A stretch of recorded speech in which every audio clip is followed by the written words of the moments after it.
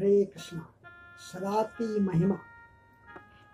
आज से 500 साल पहले एक बार युधिष्ठिर महाराज और यक्ष के बीच में संवाद हुआ। यक्ष ने युधिष्ठिर महाराज को 100 प्रश्न पूछे और कहा कि सभी सवालों के जवाब सही होने चाहिए। एक उत्तर भी गलत हुआ तो आपके चारों भाई मारे जाएंगे। यक्ष ने सवाल पूछे और उनमें से उन सवालों में कोई ऑप्शन नहीं था, जीवन और मौत के सिवाय।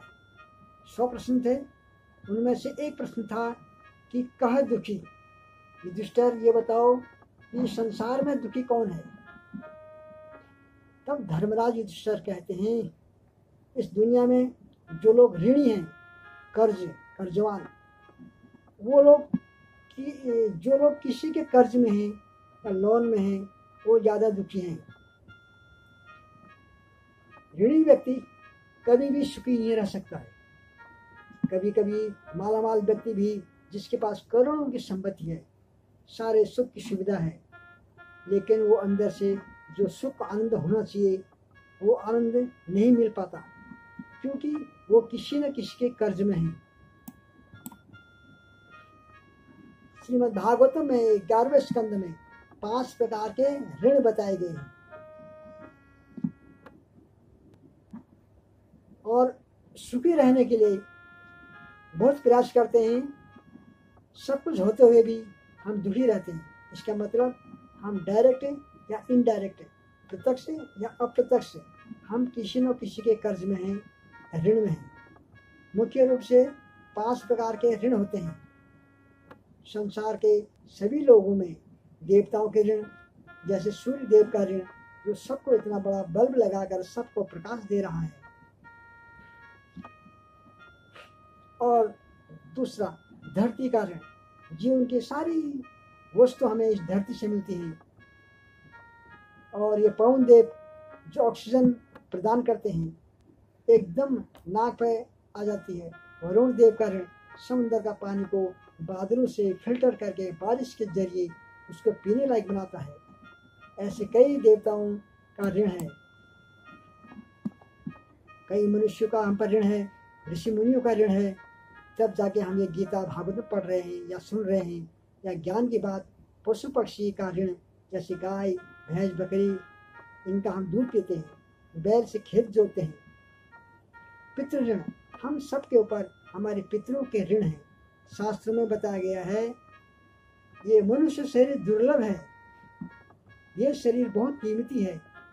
जो भी मनुष्य शरीर देने वाले हमारे माता पिता हैं, आज हम माला जप कर रहे हैं, भक्ति कर रहे हैं, या भागवत पढ़ रहे हैं, या भजन क्रिया या तपस्या, जो कुछ भी कर रहे हैं, माता पिता या पितरों की कृपा से कर रहे हैं।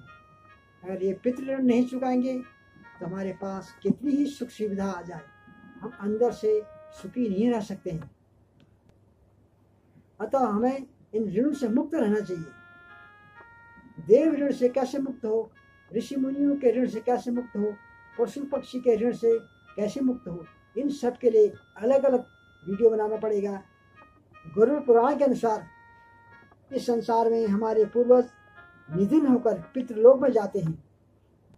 ये पितृलोक एक प्रकार का वेटिंग यानी इंतजार का एरिया है। जैसे कोर्ट में कितने केस पेंडिंग पड़े हैं, लाखों की तादाद में है। जिंदगी खत्म हो जाएगी, इन केसों का नंबर नहीं आएगा। उसी प्रकार हमारे पास भी एक के बाद एक केस जब खत्म न हो जाए, तब तक हमारे पूर्वज पितृलोक में रहते हैं और वहां पर भोजन पाने की कोई सुविधा नहीं है। पितृलोक का देवता का नाम है अयरमा, इनका वाहन है कौवा। पितृलोक में एक ही व्यवस्था है कि जिस तिथि में हमारे पितरों का निधन हुआ है, इन श्राद्ध के 15 दिनों में उस तिथि को हम अपने पितरों को भोजन देते हैं, तो वो भोजन पूरे साल की व्यवस्था हो जाती है। जैसे आप किसी को साइन करके चेक दे दो, तो चेक एक कागज से टुकड़ा ही है, लेकिन वो चेक को बैंक में पास करा लिया जाए तो उस पैसे से वो साल भर का गुजारा कर सकता है। ठीक वैसे ही भगवान की ये व्यवस्था है कि पितृपक्ष में श्राद्ध के दिन हम अपने पितरों को ये भोजन भेजते हैं तो साल भर तक ये भोजन करते हैं और अपने संतानों को आशीर्वाद देते हैं। अगर आप सोचो, सब अपने पितरों को भोजन दे रहे हैं, वो साल भर तक भोजन खा रहे हैं, हमने अपने पितरों को भोजन नहीं दिया, तो वहाँ से हाई देते हैं, गाली देते हैं कि मेरे बेटे में इतनी सी बुद्धि नहीं है कि मेरे लिए भोजन की व्यवस्था नहीं किया, तुम्हें साल भर भूखा रहना पड़ेगा। वहाँ पितृ दुखी के कारण उनके संतान इस संसार में दुखी रहते हैं।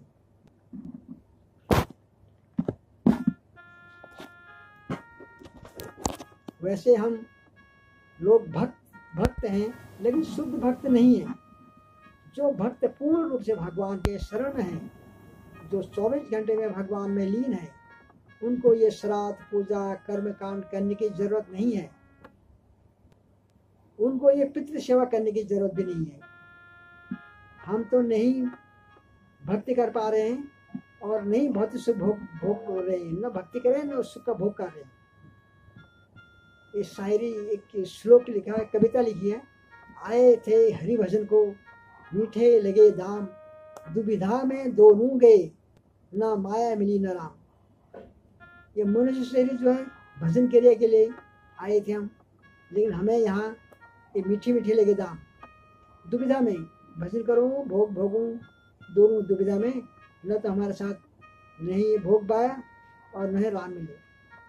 हमारे ये हाल है। इसलिए हमें अपने पितरों की सेवा करनी चाहिए।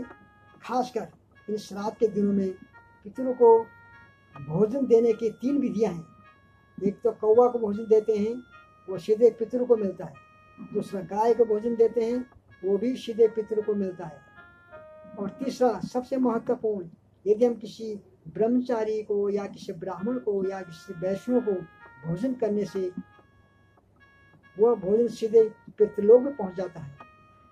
इसलिए हम गृहस्थ लोगों को श्राद्ध के दिनों में वैष्णव को भोजन करवाना चाहिए और अपने पितरों को प्रसन्न रखें ताकि हम भी संसार में सुखी रहें और अच्छा सा भजन कर सकें और भक्ति कर सकें। भीष्म पितामह को इच्छा मृत्यु का वरदान देने वाले उनके पिता शांतनु थे। वैसे देखा जाए तो शांतनु कोई भक्त नहीं थे, वो तो एक सत्यवती नाम की स्त्री में आसक्त थे। फिर भी आशीर्वाद दिल से दिया और इच्छा मृत्यु का वरदान मिला। हमारे माता पिता भले ही डिवोटी या भक्त न हो, हमारे पितृ भले ही भक्त न हो, लेकिन दिल से आशीर्वाद देते हैं तो उनकी संतान सदैव सुखी तथा उन्नति करते हैं। तो इन आशीर्वादों की कामनाएं हमें रखनी चाहिए ताकि हमारे पितर सुखी रहें और हम भी सुखी रहें। मानो हमारे पितर बैकुंठ धाम चले गए होंगे। कर्म की गति को कोई नहीं जानता है, या तो भगवान जानता है या फिर वो जो भटक रहा है, हम नहीं जानते हैं। गहना कर्मो गति, पद्म पुराण में धुंधकारी और गोकर्ण की कथा आती है। धुंधकारी की मृत्यु हो गई और गोकर्ण गया में जाके श्राद्ध किया। जब वो घर पे आया तो धुंधकारी घर पे एक प्रेत शरीर में भटक रहा था। गोकर्ण ने कहा कि मैंने तो गया में जाके इनका श्राद्ध किया, फिर भी तुम्हारी मुक्ति नहीं हुई। तो बोले कि एक बार नहीं 100 बार भी गया में श्राद्ध करोगे तो भी मुक्ति नहीं मिलेगी, क्योंकि मैंने बहुत सारे पाप किए हैं। क्योंकि ये तो कोई नहीं जानता कि किसने कितने पाप किए हैं। गहना कर्मोगति, स्वयं कृष्ण ने श्राद्ध कराया। महाभारत के बाद पांडवों और माता कुंती के साथ गंगा पे श्राद्ध कराया। चैतन्य महाप्रभु ने अपने पिताजी का श्राद्ध कराया। भगवान राम ने अपने पिता दशरथ के लिए प्रयाग में श्राद्ध कराया। जब भगवान को श्राद्ध करना पड़ रहा है जबकि उनको जरूरत ही नहीं है, तो भगवान जब श्राद्ध करते हैं तो हमें भी करना चाहिए। हरि बोल, हरे कृष्णा।